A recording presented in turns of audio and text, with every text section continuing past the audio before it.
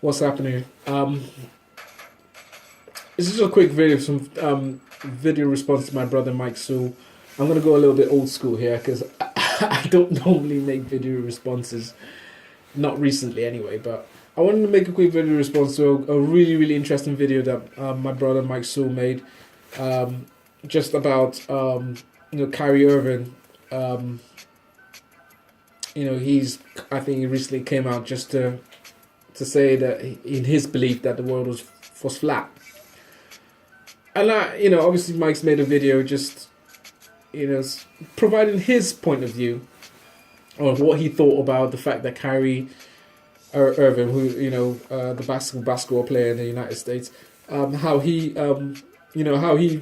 feels that the world is flat, and then there's some kind of a government conspiracy to sort of keep it away from people, and little things like that. But it was an interesting video, Mike, and obviously I just I wanted to just make a response video to that, because it's always good to sort of have an interaction and a discussion. I mean, it's one of those kind of things like I would love the opportunity to sort of like sit on a hangout or something like that, just to talk about this, because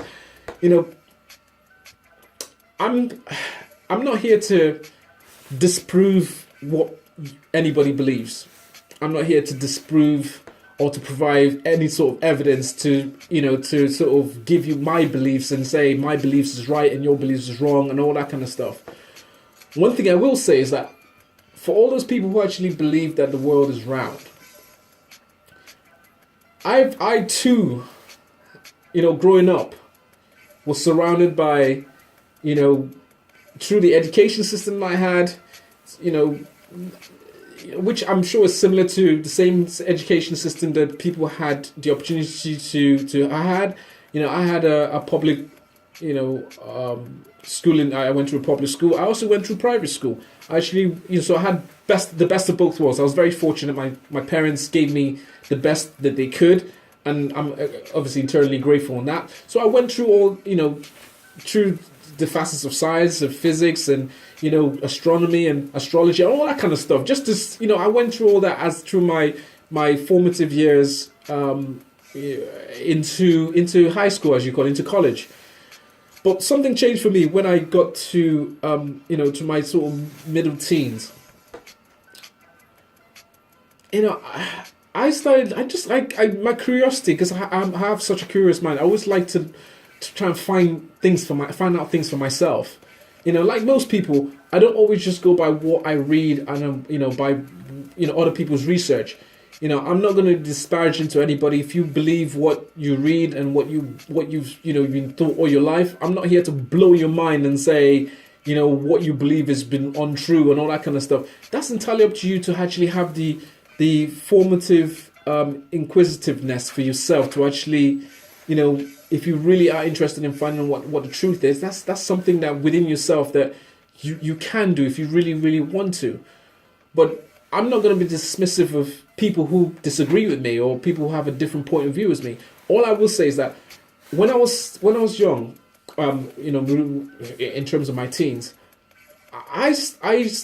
the world, I started looking at the world in a different way, not because I wanted to be different from anybody else. It's just I wanted to find, like I said, I wanted to find out stuff for myself, and it's the funniest things, the smallest things that people might laugh about, and I might think, what kind of changed for you, and it was.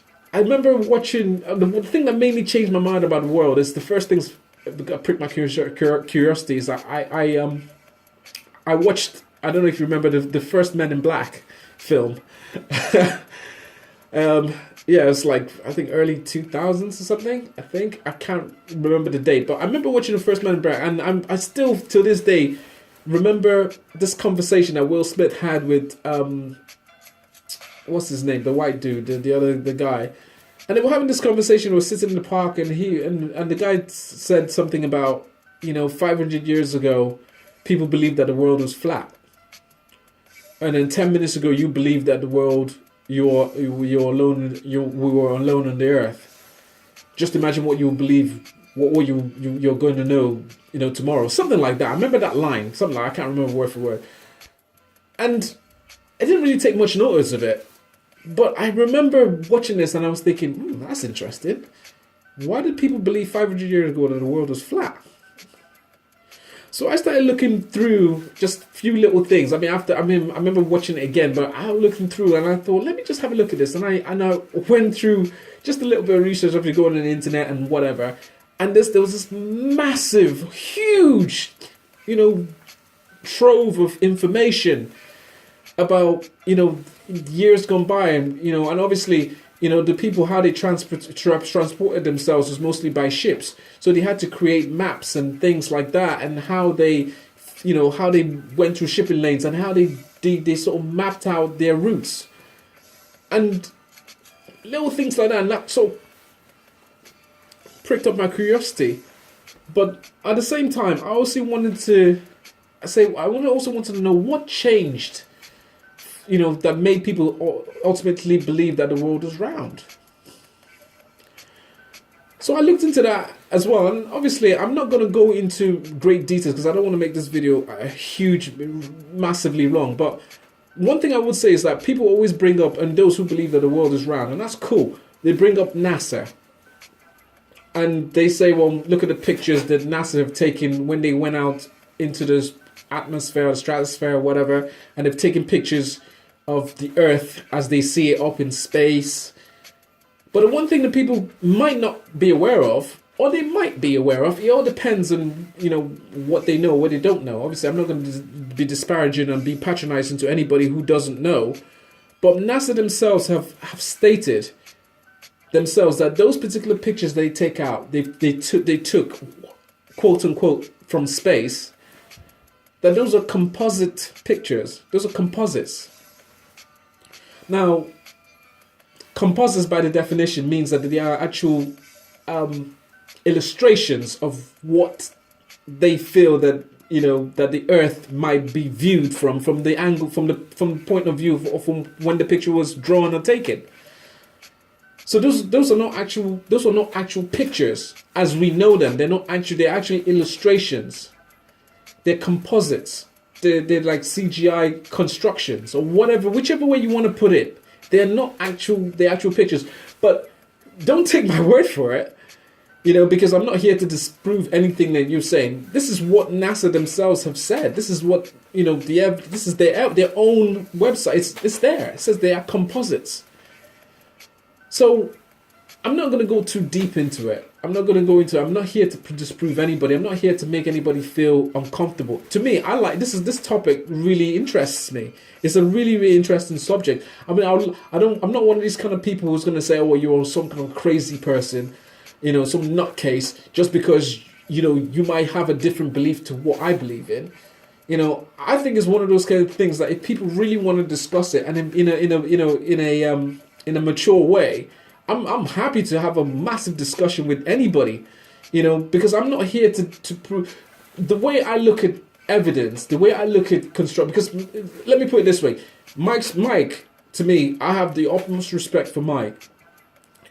Mike, statistically, when it comes to statistics and gathering information in terms of statistics, when it comes to sports statistics and things like that, I mean, there's nobody, he's second to none. Because I look at the amount of research and work he puts into going through, gathering the information. It is incredible. And it's a lot of work. And I tip my hat to him because, if you want to, put out statistical, factual illustrations of, different, player diversities and things like that, player attributes and whatever. I mean, he's, to me, one of the best. As simple as that.